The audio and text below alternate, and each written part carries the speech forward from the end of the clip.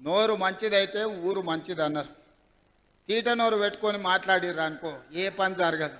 నిన్న మొన్న ఒకటి జూబ్లీహిల్స్లో రిజిండు తీట నోరు వేసుకొని, జూబ్లీహిల్స్ ఉప ఎన్నికల రెఫరెండం రేవంత్ రెడ్డి సంగతి తేలుస్తామని. మొత్తం జూబ్లీహిల్స్లో అంతా చెత్త అంతా రేవంత్ రెడ్డి తెచ్చిపోసిండు అని చెప్పిండు. ఇల్లు తిరిగిండు, అందరు కడుపులో తలకాయ పెట్టిండు, కాళ్ళకు దండం పెట్టిండు.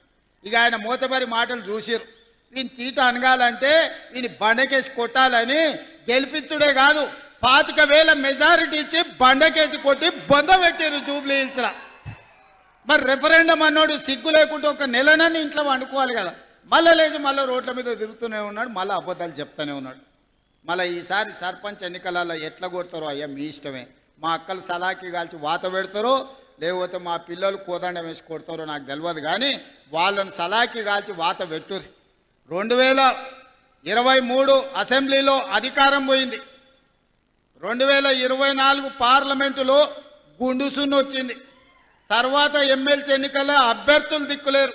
మన రెఫరెండం అంటే బండకేసి కొట్టిరు. 4 సార్లు ప్రజలు వంగబెట్టి ఈపు మీద గుద్ది చెప్తే కూడా బుద్ధి రాలేదు.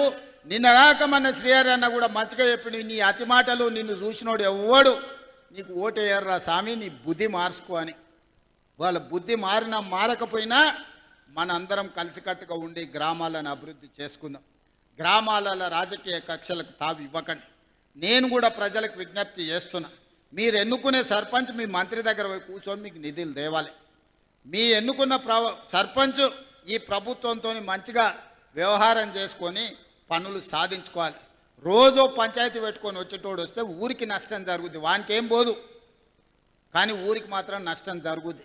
మీ ఊరికి రోడ్డు కావాలన్నా, తాగనీకి నీళ్లు కావాలన్నా, మీకు గుడి కావాలన్నా, మీకు బడి కావాలన్నా, మీ గ్రామం అభివృద్ధి చెందాలన్నా, ఇందిరమ్మ చీరలు రావాలన్నా, ఇందిరమ్మ ఇండ్లు రావాలన్నా, రైతు రుణమాఫీ జరగాలన్నా, సన్న బియ్యం రావాలన్నా, 200 యూనిట్ల కరెంటు రావాలన్నా, రైతు భరోసా రావాలన్నా, రైతు రుణమాఫీ జరగాలన్నా మీ సర్పంచ్ మంచోడై ఉండాలి.